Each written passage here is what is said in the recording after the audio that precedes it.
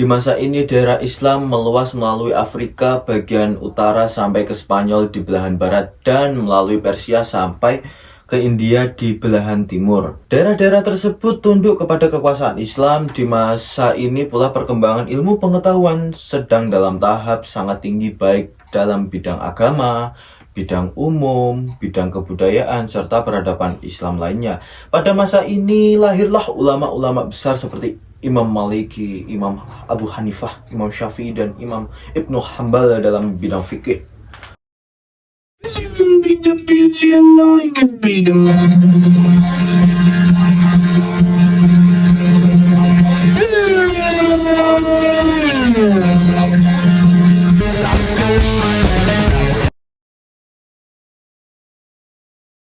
Assalamualaikum warahmatullahi wabarakatuh. Sampurasun, Mugia Rayu Sakung Dumadi, Nirmala Nirmala, Om Swastiastu, Namo Buddhaya, Salam Kebajikan. Kali ini saya akan bahas tentang tema sejarah peradaban Islam di dunia dari periode klasik hingga periode modern.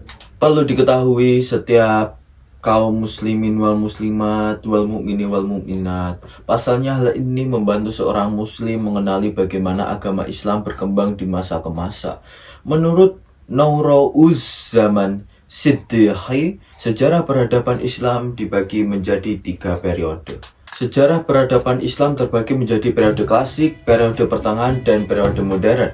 Periode klasik yaitu berkisaran antara 650 sampai 1258 Masehi. Periode pertengahan pada saat jatuhnya Baghdad sampai ke penghujung abad ke-17. Dan periode modern mulai abad ke-18 sampai sekarang. Sementara itu sejarah peradaban Islam menurut Harun Nasution juga dibagi menjadi 3 periode. Periode pertama yaitu periode klasik 650 sampai 1250-an. Terus kedua, periode pertengahan 1250 sampai 1800-an, dan periode modern 1800 sampai sekarang. Periode klasik. Sejarah peradaban Islam perlu dikenali dari periode klasik. Periode klasik merupakan masa kemajuan, keemasan, dan kejayaan Islam.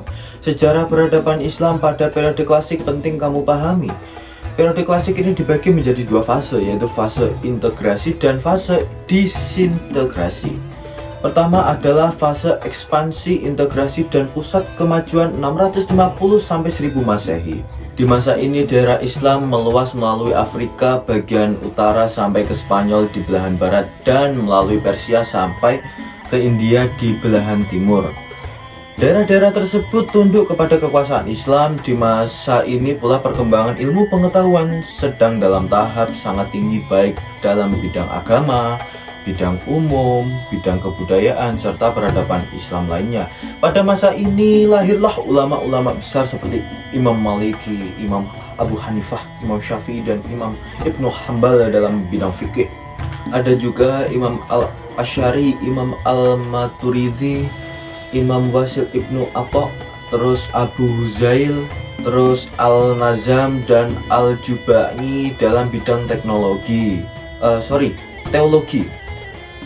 Terus ada Imam Zunun Al-Misri, lalu Abu Yazid Al-Bustami, dan Al-Halaj dalam bidang tasawuf.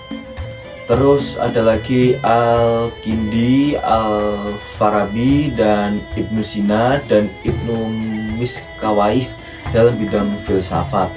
Lalu seterusnya Ibnu Hayyam, terus Imam Al-Khwarizmi, terus Al-Mas'udi, dan Al-Razi dalam bidang ilmu pengetahuan, dan lain-lain sebagainya. Fase kedua yaitu fase disintegrasi pada tahun 1000 sampai 1250 Masehi. Pada sejarah peradaban Islam ini keutuhan umat Islam dalam bidang politik mulai pecah, kekuasaan khalifah menurun, dan akhirnya Baghdad dapat dirampas dan dihancurkan oleh Hulagukan. Pasukan keren.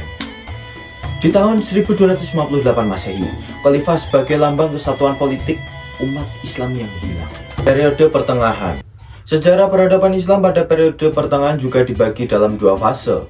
Pertama, fase kemunduran pada tahun 1250 sampai 1500 Masehi. Di masa ini terdesentralisasi dan disintegrasi makin meningkat. Perbedaan antara Sunni dan Syiah dan juga antara Arab dan Persia semakin terlihat nyata.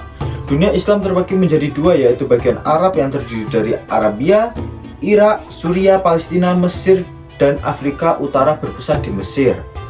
Kemudian bagian Persia yang terdiri dari Balkan, Asia Kecil, Persia, dan Asia Tengah berpusat di Iran. Kebudayaan Persia mendesak kebudayaan Arab. Pada fase ini, di kalangan umat Islam semakin meluas pendapat bahwa pintu ijtihad tertutup. Demikian juga tarekat dengan pengaruh negatifnya. Perhatian pada ilmu pengetahuan kurang sekali. Umat Islam di Spanyol dipaksa masuk Kristen atau keluar dari daerah itu. Kedua fase, ketika kerajaan pada tahun 1500 sampai 1700 Masehi dan masa kemunduran pada tahun 1700 sampai 1800 Masehi.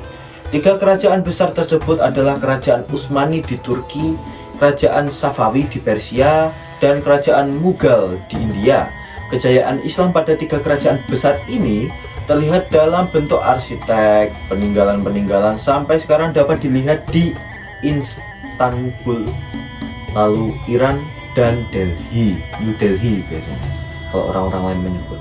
Perhatian pada ilmu pengetahuan kurang sangat sekali. Masa kemunduran, kerajaan Safawi dihancurkan oleh serangan-serangan bangsa Afgan. Kerajaan Mughal diperkecil oleh pukulan-pukulan raja-raja India. Kerajaan Utsmani terpukul di Eropa. Umat Islam semakin mundur dan statis. Dalam pada itu, Eropa bertambah kaya dan maju. Penjajahan Barat dengan kekuatan yang dimilikinya meningkat ke dunia Islam. Akhirnya Napoleon Bonaparte menduduki Mesir di tahun 1748 Masehi. Saat itu Mesir adalah salah satu pusat sejarah peradaban Islam yang terpenting. Periode modern. Sejarah peradaban Islam berikutnya yaitu periode modern pada tahun 1800 sampai sekarang. Zaman kebangkitan umat Islam. Jatuhnya Mesir ke tangan Barat menginsafkan dunia Islam akan kelemahannya dan menyadarkan umat Islam bahwa di Barat telah timbul peradaban baru yang lebih tinggi dan merupakan ancaman bagi umat Islam. Periode klasik ini orang Barat terkagum-kagum melihat kebudayaan dan peradaban umat Islam. Tetapi di periode modern umat Islam yang terheran-heran melihat kebudayaan dan kemajuan Barat. Umat Islam pada saat itu heran melihat alat-alat ilmiah seperti teleskop, mikroskop, alat-alat untuk percobaan kimia, dan dua set alat percetakan dengan huruf Latin, Arab, dan Yunani yang dibawa serta oleh Napoleon Bonaparte. Periode modern ini jadi timbullah pemikiran-pemikiran, ide-ide mengapa umat Islam lemah, mundur, dan bagaimana cara mengatasinya. Dan perlu adanya pembaruan dalam Islam. Raja-raja dan para pemuka Islam mulai memikirkan bagaimana meningkatkan mutu. Semua mutu karakter, pikiran, terus pergaulan, lingkungan, dan kekuatan umat Islam kembali jaya. Ya memang sulit. Kalau ada yang berjuang, ya nggak sulit insya Allah, karena bagingannya pusat bro. Allah Subhanahu wa Ta'ala dan Nabiullah Rasulullah Muhammad Sallallahu Alaihi Wasallam. Jadi inilah yang saya sampaikan. Saya memikirkan kita harus maju sebagai umat Islam.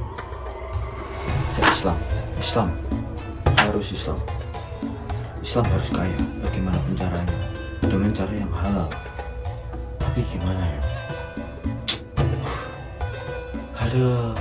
Tapi Nabi kita pernah kaya juga, Nabi Sulaiman. Kekayaannya apa? Melimpah. Jadi hanya itu yang bisa saya sampaikan. Ini bukan hanya curhatan yo. Yuk kalian yo mikiro. Aja mek wong tertentu tok sing mikir. Masa semuanya yo tergantung pendidikan, tergantung ini. Yalah kebanyakan alasan. Jadi ayo dang, das.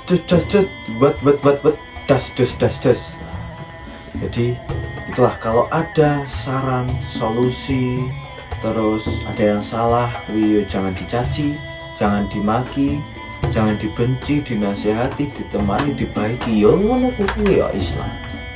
Saya mohon maaf secara pribadi kepada kalian semua.